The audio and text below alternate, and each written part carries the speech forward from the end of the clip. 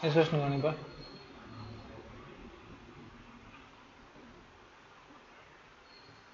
இதுவுமே ஜேயில் கேட்டது தான். என்ன கேட்டிருக்கேன் அப்படிங்கிறது கொஞ்சம் பார்க்கலாம்.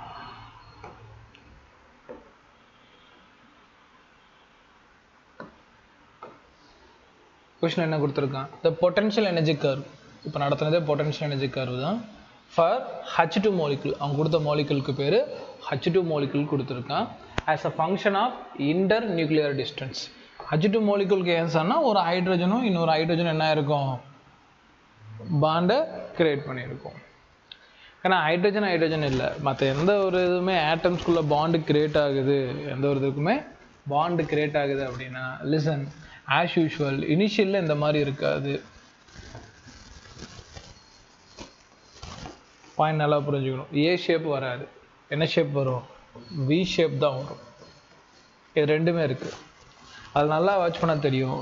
இந்த இடத்துல லோ பொட்டன்ஷியல் இருக்கணும், அதுக்கப்புறம் இன்னும் லோ போயிட்டு அதுக்கப்புறம் என்ன போயிடணும், ஹை பொட்டன்ஷியல் போயிடணும்.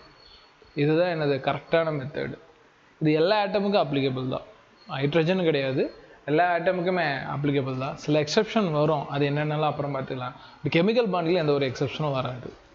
ஸோ டேரெக்டாக இது பாண்டு தான். மோலிகுல் கொடுத்தோன்னே கன்ஃபியூஷன் ஆகிடாது, ஒரு மோலிகுலுக்கும் ஒரு பாண்டு இருக்குமோ, ஸோ அப்படிலாம் வந்து கன்ஃபியூஷன் ஆகாத. உனக்கு பாண்டு ஃபார்ம் ஆகிறதுக்கு முன்னாடி ஓரளவுக்கு பொட்டன்ஷியல், அதுக்கப்புறம் இன்னும் லோ பொட்டன்ஷியல், பாண்டு ஃபார்ம் ஆகிறப்போ அண்ட் ரொம்ப அதிகமாகிடுச்சுன்னா அதை விட அதிகமான பொட்டன்ஷியல். இதுக்கு நடுவில் இந்த டிஃப்ரென்ஸ் இருக்கணும், அதை எப்பவுமே ஞாபகம் வச்சுக்கோ. சரியா, ஈஸியான கொஸ்டின் தான். Answer option D. நோட் பண்ணிக்கோ.